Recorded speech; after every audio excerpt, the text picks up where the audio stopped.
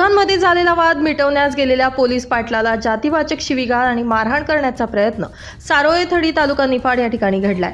या प्रकरणी 6 आरोपींच्या विरोधात लासलगाव पोलीस ठाण्यात अनुसूचित जाती जमाती अत्याचार प्रतिबंधक कायद्यानुसार गुन्हा दाखल करण्यात आलाय। फिर्यादी पोलीस पाटील भाऊसाहेब खंडू बर्डे वय 39 राहणार सारोळे थडी हे 4 डिसेंबर रोजी 9:30 वाजेच्या सुमारास संदीप नागरे यांच्या दुकानासमोरील मोकळ्या जागेत रवींद्र भिका पिंपळे व निखिल भाऊसाहेब नाईक यांच्यात चाललेला वाद सोडवण्यासाठी गेले।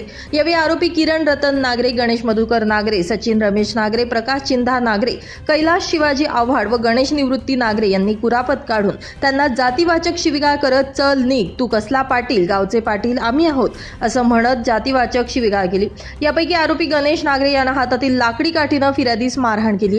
यानंतर फिर्यादीचे वडील, आई व भाऊ भांडण सोडवण्यासाठी आले असता आरोपींनी त्यांनाही जातीवाचक शिवीगाळ करून हाताच्या चापटी आणि लाथाबुक्क्यांनी मारहाण करत जीवे ठार मारण्याची धमकी दिली आहे। पीडित पोलीस पाटील यांच्या फिर्यादीवरून लासलगाव पोलीस ठाण्यात अनुसूचित जाती जमाती अत्याचार प्रतिबंधक कायद्यानुसार गुन्हा दाखल करण्यात आलाय। अधिक तपास निफाड उपविभागीय पोलीस अधिकारी के पाटील हे करतायत।